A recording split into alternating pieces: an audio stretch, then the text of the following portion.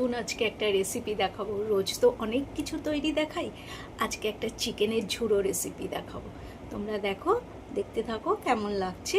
তোমরাও বাড়িতে তৈরি করে খেয়ে আমাকে জানাবে।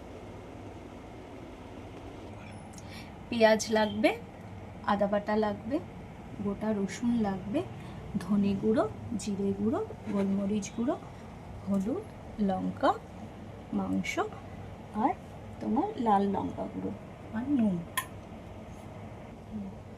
অল্প পরিমাণে নুন দিলাম, দেখতে থাকো। এটার মধ্যে আদা বাটা আর রসুন বাটা দিয়ে ভালো করে মিক্সড করতে হবে। দেখো, এবার আমি একটা মিনি ছোট্ট কুকারের মধ্যে তেলটাকে ভালো করে গরম করে নিলাম। এবার আমি করব হচ্ছে পেঁয়াজের বেরেস্তা বানাবো। দেখো দেখো পেঁয়াজটা ভাজা হচ্ছে, পেঁয়াজের বেরেস্তাটা তৈরি হচ্ছে। তারপর আবার যখন চিকেনটা করব তোমাদেরকে আবার তখন দেখাবো। দেখো আমার বেরেস্তা ভাজা কমপ্লিট হয়ে গেছে।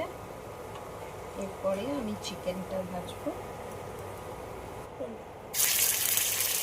দেখো আমি চিকেনটা ভাজছি, একটা একটা করে পাকোড়ার মতো চিকেনটাকে ভেজে নিতে হবে।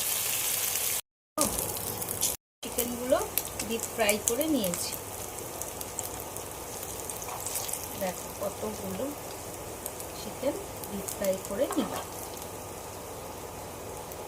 দেখো এবার আমি সব কিছু একসাথে মিক্সড করে নিচ্ছি।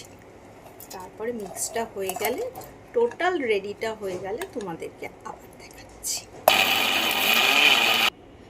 দেখো আমার চিকেনের ঝুড়োটা পুরো রেডি হয়ে গেছে, দেখতে পাচ্ছ। তোমাদেরকে দেখিয়ে দিলাম, যখন তোমরা এটা খাবে তখন একটু সর্ষের তেল দিয়ে নেবে। গরম ভাতে সর্ষের তেল দিয়ে এটা খাবে, ভীষণ ভালো।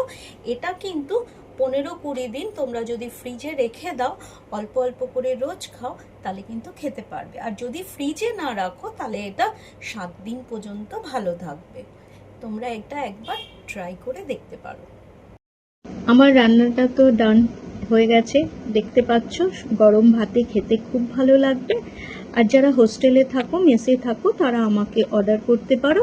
আর যারা বাড়িতে থাকো তাদের জন্য আমি রেসিপিটা পুরো দেখিয়ে দিলাম তোমাদেরকে।